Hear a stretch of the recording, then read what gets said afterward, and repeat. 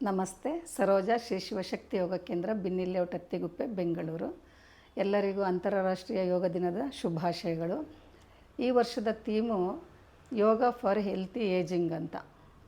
ಅಂದರೆ ಇದು 40 ವರ್ಷ ಆದಮೇಲೆ ಏನೇನು ಸಮಸ್ಯೆಗಳು ಬರುತ್ತೆ ಅಂತ ಹೇಳ್ತೀನಿ. 40 ವರ್ಷ ಆದಮೇಲೆ ಎಲ್ರಿಗೂ ಮಂಡಿ ನೋವು ಶುರುವಾಗುತ್ತೆ, ಬೆನ್ನೋವು ಶುರುವಾಗುತ್ತೆ, ಆಮೇಲೆ ತಲೆನೋವು ಜಾಸ್ತಿ ಇದ್ದೇ ಇರುತ್ತೆ ಎಲ್ಲರಿಗೂ ಕಾಮನ್ನಾಗಿ.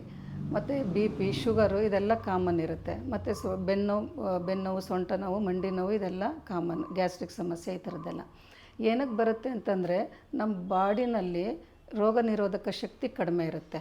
ನಾವು ಮಾನಸಿಕವಾಗಿ, ದೈಹಿಕವಾಗಿ ಆರೋಗ್ಯವಾಗಿರೋದಿಲ್ಲ.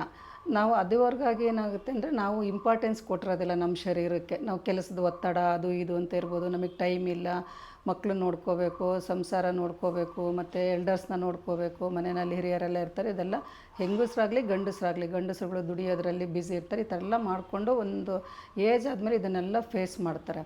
ನನ್ನ ಪ್ರಕಾರ ಇದನ್ನೆಲ್ಲ ಅವಾಯ್ಡ್ ಮಾಡಬೇಕು ಅಂತಂದರೆ, ಇದನ್ನು ಮುಂಚೆಯಿಂದನೇ ಸ್ವಲ್ಪ ನಾವು ಮಾನಸಿಕವಾಗಿ, ದೈಹಿಕವಾಗಿ ಆರೋಗ್ಯವಾಗಿರಬೇಕು ಅಂತಂದರೆ ಏನೇನು ಮಾಡ್ಕೋಬೇಕು? ಸ್ವಲ್ಪ ವ್ಯಾಯಾಮಗಳು, ವಾಕಿಂಗು, ಇದು ಪ್ರಾಣಾಯಾಮ, ಈ ಥರದ್ದೆಲ್ಲ ಮೆಡಿಟೇಷನ್, ಈ ಥರದ್ದೆಲ್ಲ ಮಾಡ್ಕೊಂಡು ಬರ್ತಾಯಿದ್ರೆ ನಾವು ಮಾನಸಿಕವಾಗಿ, ದೈಹಿಕವಾಗಿ ಆರೋಗ್ಯವಾಗಿರ್ತೀವಿ. ಇದನ್ನು ನಾವು ಯಾವ ರೀತಿ ಮಾಡ್ಕೊಬರ್ಬೇಕು? ನಮಗೆ ಟೈಮ್ ಇಲ್ಲ ಅಂತ ಹೇಳ್ತೀವಲ್ವ. ಯಾರನ್ನು ಕೇಳಿದ್ರೆ ನನಗೆ ಟೈಮ್ ಇಲ್ಲ ಅಂತ ಹೇಳಿರ್ತಾರೆ. ಈಗ ಎಷ್ಟೊಂದು ಜನ ಇವಾಗ ಕ್ಲಾಸಿಗೆ ಬರ್ತಾಯಿದ್ದಾರೆ, ಸ್ವಲ್ಪ ಏಜ್ ಆಗಿರೋರು ಬಂದಾಗ ಏನು ಹೇಳ್ತಾರೆ, ಮೇಡಮ್ ನಾವು ತುಂಬಾ ಟೈಮ್ ವೇಸ್ಟ್ ಮಾಡಿಬಿಟ್ಟು ನಾವು ಮುಂಚೆನೇ ಸೇರ್ಕೋಬೇಕಾಗಿತ್ತು ಅಂದರೆ, ಬಂದು 4-5 ದಿವಸದಲ್ಲಿ ಅವರಲ್ಲಿ ಚೇಂಜಸ್ ಗೊತ್ತಾಗುತ್ತೆ.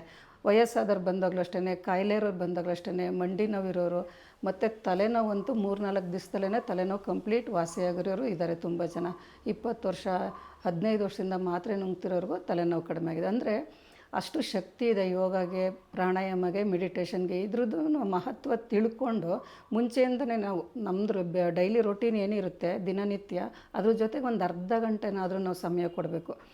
1 ಗಂಟೆ ಕೊಟ್ಟರೆ ಒಳ್ಳೆಯದು, ಅಥವಾ ಅರ್ಧ ಗಂಟೆ ಏನಾದರೂ ನಾವು ಸಮಯ ಕೊಟ್ಟರೆ ಏನಾಗುತ್ತೆ, ನಾವು ಜಾಸ್ತಿ ಕೆಲಸ ಮಾಡೋದಕ್ಕೆ ಅನುಕೂಲ ಆಗುತ್ತೆ. ನಮಗೆ ಶಕ್ತಿ ಇರುತ್ತೆ. ಅಂದರೆ ಮಾನಸಿಕವಾಗಿ, ದೈಹಿಕವಾಗಿ ನಾವು ಸದೃಢವಾಗ್ತೀವಿ. ಆಲೋಚನಾ ಶಕ್ತಿ ಚೆನ್ನಾಗಿರುತ್ತೆ. ನಾವು ಪಾಸಿಟಿವ್ ಆಗಿ ಯೋಚನೆ ಮಾಡ್ತೀವಿ, ನೆಗೆಟಿವ್ ಆಗಿ ಯೋಚನೆ ಮಾಡಲ್ಲ. ಬೇರೆಯವ್ರು ಯಾರಾದರೂ ಏನಾದರೂ ಹೇಳ್ತಿದ್ದಂಗೆ ನಾವು ಡಿಪ್ರೆಷನ್ಗೆ ಹೋಗ್ಬಿಡ್ತೀವಿ.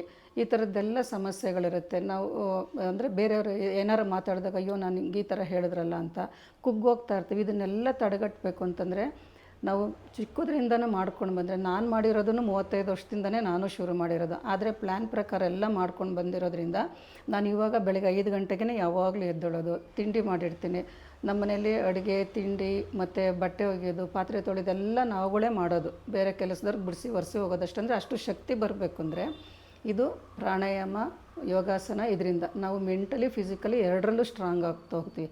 ಮತ್ತು ರೋಗ ನಿರೋಧಕ ಶಕ್ತಿ, ಸ್ಟ್ಯಾಮಿನಾ ಬಿಲ್ಡಪ್ ಆಗುತ್ತೆ. ಅದರಿಂದ ನಮಗೆ ಸುಸ್ತಾಗಲ್ಲ. ನಾವೆಲ್ಲಾದರೂ ಹೋಗಿ ಬಂದರೂ ನಮಗೆ ಟಯರ್ಡ್ನೆಸ್ ಇರೋದಿಲ್ಲ. ಮಧ್ಯಾಹ್ನ ಮಲಗಬೇಕು ಅಂತ ಅನಿಸೋದಿಲ್ಲ. ಅಷ್ಟು ಶಕ್ತಿ ಇರುತ್ತೆ. ಮತ್ತು ಎನರ್ಜೆಟಿಕ್ ಆಗಿರ್ತೀವಿ. ಇಡೀ ದಿವಸ ಎನರ್ಜಿ ಇರುತ್ತೆ ನಮ್ಮ ಬಾಡಿನಲ್ಲಿ. ಮತ್ತು ಆರೋಗ್ಯವಾಗಿರೋದ್ರಿಂದ ನಮಗೆ ಜೀರ್ಣಶಕ್ತಿ ಚೆನ್ನಾಗಾಗುತ್ತೆ. ಮತ್ತು ನಿದ್ದೆ ಚೆನ್ನಾಗಿ ಬರುತ್ತೆ. ಮುಖ್ಯವಾಗಿ ನಿದ್ದೆ ಮಾಡಿದ್ರೆ ಮನುಷ್ಯ ಯಾವ ರೋಗನೂ ಇರೋದಿಲ್ಲ. ಸರಿಯಾದ ಟೈಮಿಗೆ ನಿದ್ದೆ ಮಾಡೋದ್ರಿಂದ ಬೆಳಗ್ಗೆ ಎದ್ದಾಗ ಫ್ರೆಶ್ ಆಗ್ತೀವಿ. ಎಲ್ಲರೂ ನಾವು ಟೈಮ್ ಇಲ್ಲ ಅಂತ ಹೇಳಿದವ್ರಿಗೆ ನಾನೊಂದು ಉಪದೇಶ ಅಂದರೆ ಒಂದು ಟಿಪ್ಸ್ ಹೇಳೋದೇನೆಂದರೆ, ಒಂದು ಅರ್ಧ ಗಂಟೆ ಮುಂಚೆ ಎದ್ದಾಳಿ, 3/4 ಗಂಟೆ ಮುಂಚೆ ಎದ್ದಾಳಿ. ಬೇಗ ಅದು ವಾಶ್ರೂಮ್ದೆಲ್ಲ ಮುಗಿಸ್ಕೊಳ್ಳಿ, ಒಂದು ಅರ್ಧ ಗಂಟೆ ಮಾಡ್ಕೊಳ್ಳಿ. ಯೋಗಾಸನ, ಪ್ರಾಣಾಯಾಮ ಎಲ್ಲ ಮಾಡಿ ಆಮೇಲೆ ಕೆಲಸ ಶುರು ಮಾಡಿ. ನೀವು ಸ್ವಲ್ಪ ದಿವಸ ಕಷ್ಟ ಆಗುತ್ತೆ, ಒಂದು 8 ದಿವಸ ಕಷ್ಟ ಆಗುತ್ತೆ. ಬಿಡ್ದಂಗೆ ಒಂದು ಸಂಕಲ್ಪ ಮಾಡ್ಕೊಂಡು ಶುರು ಮಾಡಿ. ಆಮೇಲೆ ನೋಡಿ ನಿಮ್ಗೆ ಎಷ್ಟು ಎನರ್ಜಿ ಸಿಗುತ್ತೆ ಅಂತ ನಿಮಗೆ ಗೊತ್ತಾಗುತ್ತೆ. ಇವಾಗ ಬಂದಿರೋ ಕ್ಲಾಸಿಗೆ ಬರ್ತಿರೋರೆಲ್ಲ ಅದೇ ಹೇಳ್ತಾರೆ, ನಾವು ಮುಂಚೆನೇ ಸೇರ್ಕೋಬೇಕಿತ್ತು, ಎಷ್ಟು ಟೈಮ್ ವೇಸ್ಟ್ ಮಾಡ್ದು ಅಂತ. ಮತ್ತು ಇಲ್ಲಿ ಪ್ರತಿಯೊಂದು ಸಮಸ್ಯೆಗಳಿಗೂ ಪರಿಹಾರ ಸಿಗುತ್ತೆ. ಇಲ್ಲಿ ನಮ್ಮ ಯೋಗ ಕ್ಲಾಸಿಗೆ ಬಂದವ್ರಿಗೆ ಅವ್ರಿಗೆ ಗೊತ್ತಾಗುತ್ತೆ. ಅವರೇ ಹೇಳ್ತಾರೆ 2-3 ದಿವಸದಲ್ಲಿ ಎಷ್ಟು ಡಿಪ್ರೆಷನಲ್ಲಿ ಇರ್ತಾರೆ, ಆ್ಯಂಗ್ಸೈಟಿನಲ್ಲಿ, ಸ್ಟ್ರೆಸ್ಸಲ್ಲಿ. ಬಂದಾಗ ಅವ್ರಿಗೆ ಮಾತಾಡೋಕ್ಕೆ ಶಕ್ತಿ ಇರೋದಿಲ್ಲ, ಅಷ್ಟು ಕುಗ್ಗೋಗಿರ್ತಾರೆ ಅವರು. ಬಂದ ಒಂದು 2-3 ದಿವಸಕ್ಕೆ ಅವ್ರ ಮುಖದಲ್ಲಿ ಒಂದು ಗ್ಲೋ ಬರುತ್ತೆ, ಮಾತಾಡೋದ್ರಲ್ಲಿ ಶಕ್ತಿ ಬರುತ್ತೆ ಅವ್ರಿಗೆ. ಅದೆಲ್ಲ ನೋಡಿದ್ರೆ ಖುಷಿ ಆಗುತ್ತೆ. ಎಲ್ಲರಿಗೂ ಗೊತ್ತಾಗುತ್ತಿಲ್ಲ ಅವ್ರು ಎಷ್ಟು ಡಿಪ್ರೆಷನ್ನಲ್ಲಿದ್ದರು. ಕೆಲವರು ಬಂದಮೇಲೆ ಈಗ ಎಷ್ಟು ಚೆನ್ನಾಗಿ ಮಾತಾಡ್ತಾರೆ ಅಂಥೇಳಿ ಅವ್ರುಗಳಿಗೆ ಗೊತ್ತಾಗ್ತಿರುತ್ತೆ. ಅಂದರೆ 5-6 ಮಾತ್ರೆ ನುಂಗ್ತಿರ್ತಾರೆ ಅವರೆಲ್ಲರೂ. ಇವಾಗ ಮಾತ್ರೆ ನಿಲ್ಲಿಸ್ಬಿಟ್ಟಿದ್ದಾರೆ. ಬಂದು 2-3 ದಿವಸದಲ್ಲೇ ಮಾತ್ರೆಗಳು ನಿಲ್ಲಿಸಿದ್ದಾರೆ. ಅಂದರೆ ಅದು ಒಂದಕ್ಕೊಂದೆಲ್ಲ ಮಾತ್ರೆಗಳು ತೊಗೊಂಡು ಅವ್ರ ಶರೀರನೇ ಹಾಳಾಗ್ತಾ ಬರುತ್ತೆ. ಆ ಹಾಳಾಗಿರೋ ಶರೀರ ಬಂದು ಇಲ್ಲಿ ಸರಿ ಮಾಡ್ಕೊಳ್ತಾ ಇದ್ದಾರೆ. ಅಂದರೆ ಮಾತ್ರೆಗಳು ಬಿಡಿ, ಆದಷ್ಟು ನಮ್ಮ ಪ್ರಕೃತಿ ದತ್ತವಾಗಿ ಏನು ಬಂದಿದೆ, ಒಂದು ವಾಕಿಂಗ್ ಇರ್ಬೋದು, ಒಂದು ಆಯಿಲ್ ಮಸಾಜ್ ಇರ್ಬೋದು, ನಾವು ರಿಲ್ಯಾಕ್ಸ್ ಆಗಬೇಕು ಅಂದರೆ ಪ್ರಾಣಾಯಾಮ, ಮೆಡಿಟೇಷನ್ ಇದೆಲ್ಲ ಮಾಡ್ಕೊಳ್ಳಿ.